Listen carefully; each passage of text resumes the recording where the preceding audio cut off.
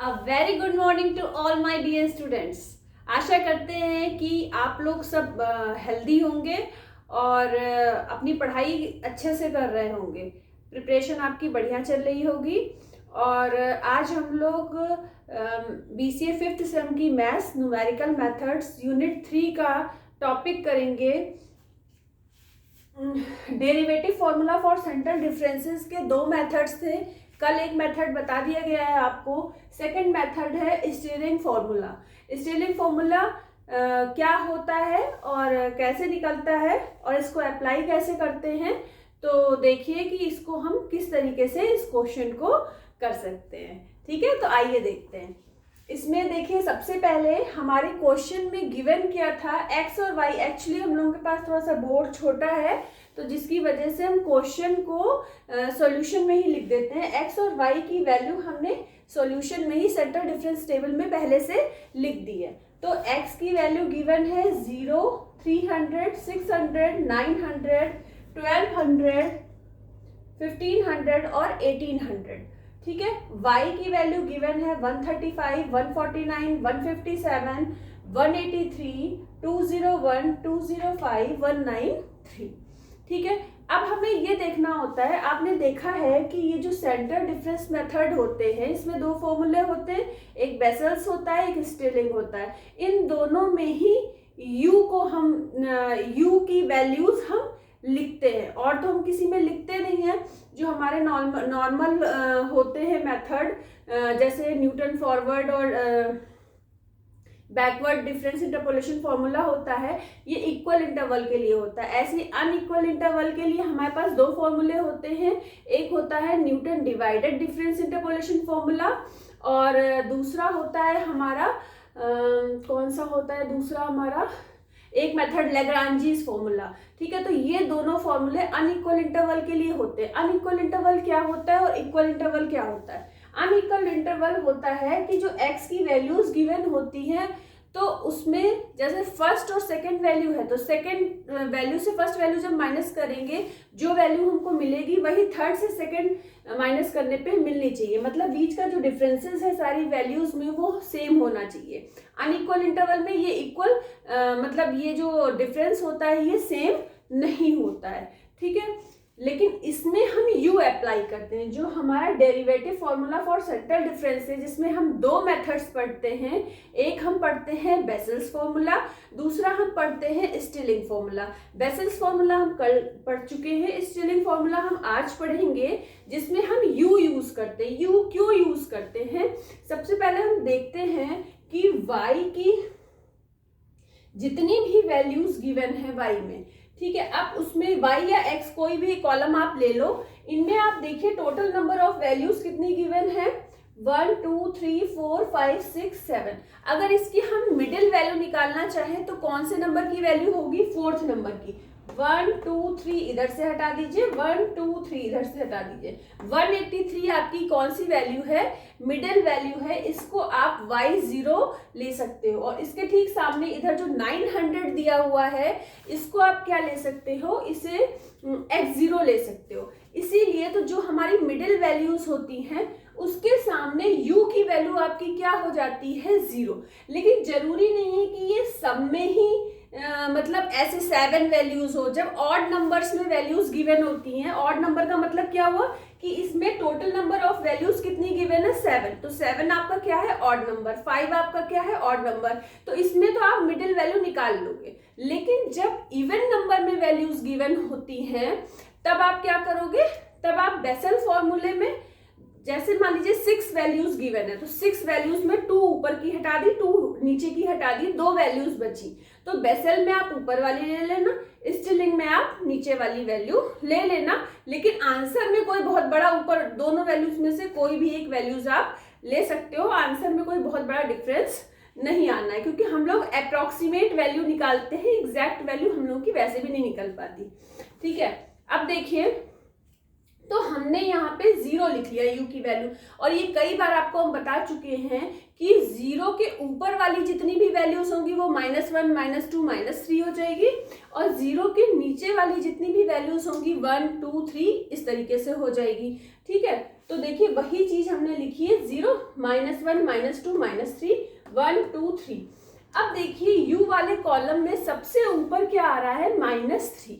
इसका मतलब ये है कि इस टेबल में जितने भी कॉलम हैं उसमें जो सबसे पहली वैल्यू होगी वो -3 की होगी, चाहे del y -3, चाहे del y -3, या del स्क्वायर y -3, या del क्यूब y -3, या del की पावर 4y -3, जो भी पहली वैल्यू होगी वो y -3 वाली ही होगी। ठीक है, तो देखिए इस तरीके से, और हम ये कॉलम कब तक बनाते चले जाते हैं, जैसे पहली वैल्यू del y की निकली, फिर del square y, del cube y, del की पावर 4y, del की पावर 5y और del की पावर 6y।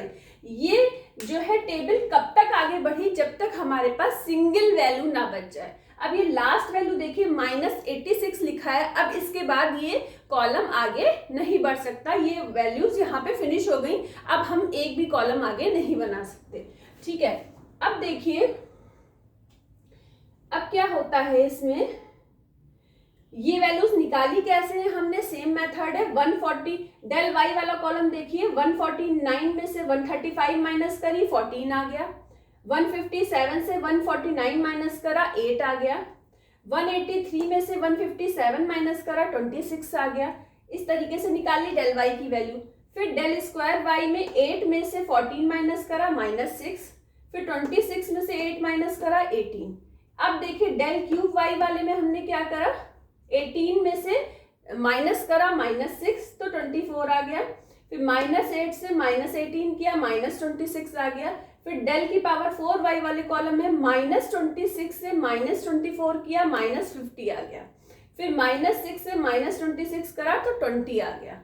ठीक है, अब देखिए del की पावर 5y वाले कॉलम में 20 में से 50 अगर हमने -50 माइनस करा तो हमें मिल गया 70, 4 में से 20 माइनस करा तो मिल गया -16, और del की पावर 6y वाले कॉलम में -16 में से हमने -70 करा तो हमको मिल गया -86।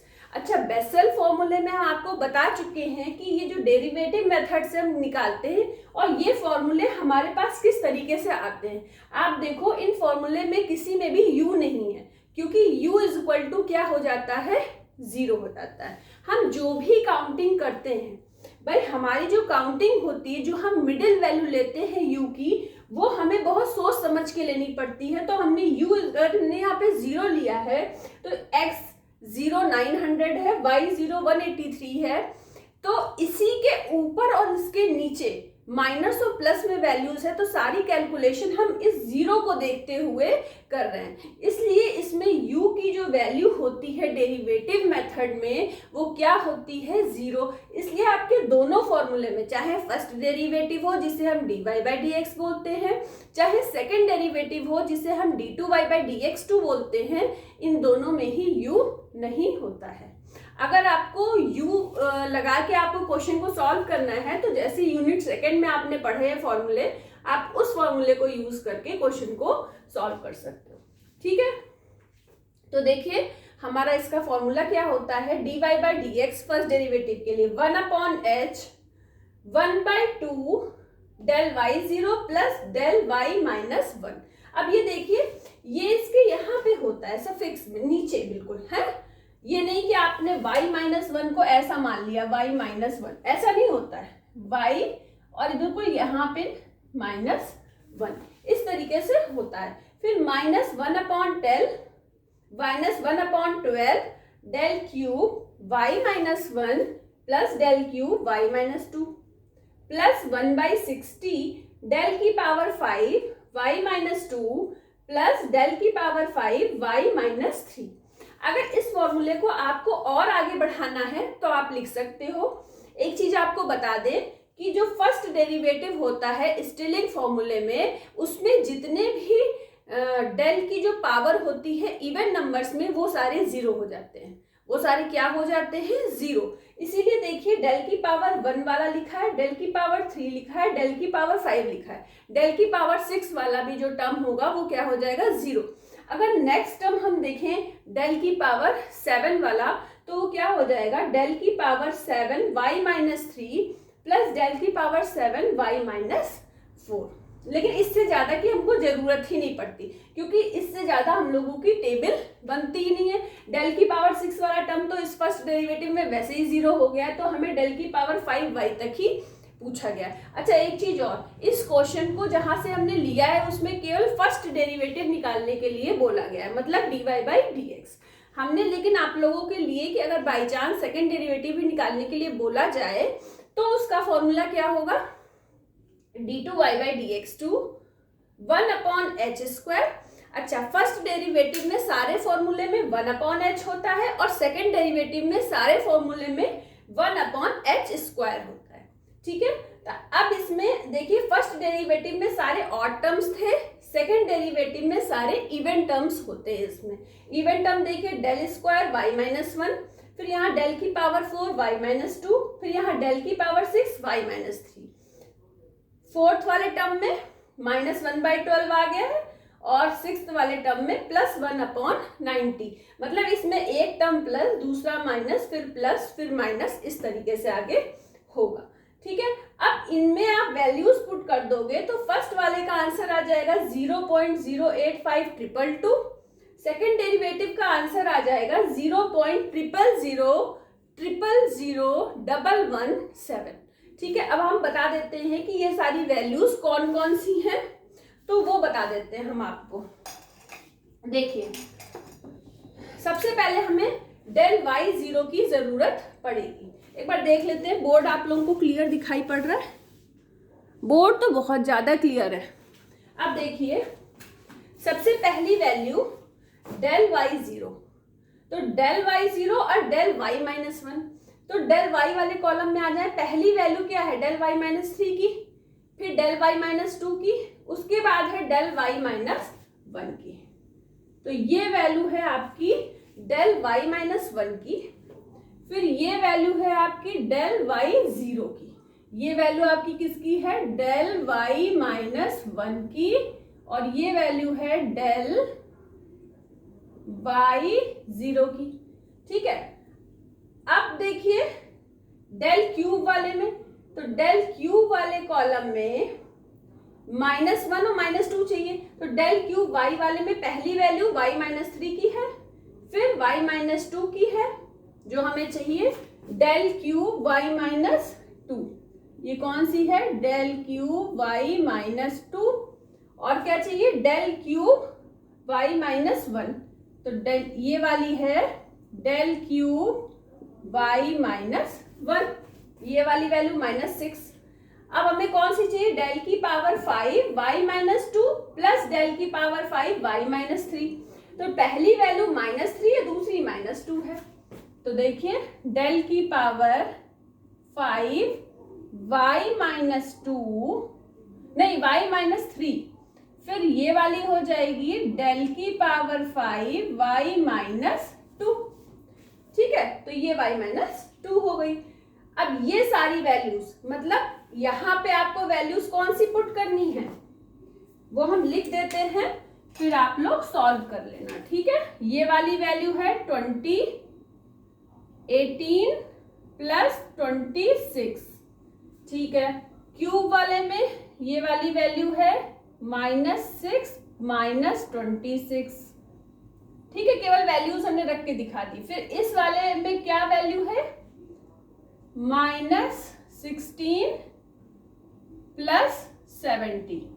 ठीक है, ये वैल्यूज हमने रख दी, और उसके बाद जब आप सॉल्व करोगे तो आपको आंसर मिलेगा 0.085222। अब आप लोग ये सोचते होगे कि मैम सॉल्व करके क्यों नहीं दिखाती। अब सॉल्व करके क्या दिखाएं, जब 82 ms का साइंटिफिक कैलकुलेटर यूज करके कैलकुलेशन करनी है तो आप कैलकुलेटर यूज कर लो, और कैलकुलेटर यूज करने की प्रैक्टिस होनी चाहिए, मोबाइल से नहीं करना है। अगर मोबाइल पे प्रैक्टिस होगी तो एग्जाम में कैलकुलेटर यूज नहीं कर पाओगे, और 82 ms से ज्यादा का कैलकुलेटर होगा तो एग्जाम में बाहर ही रखवा देंगे, आपको एग्जाम हॉल में ले जाने ही नहीं दिया जाएगा।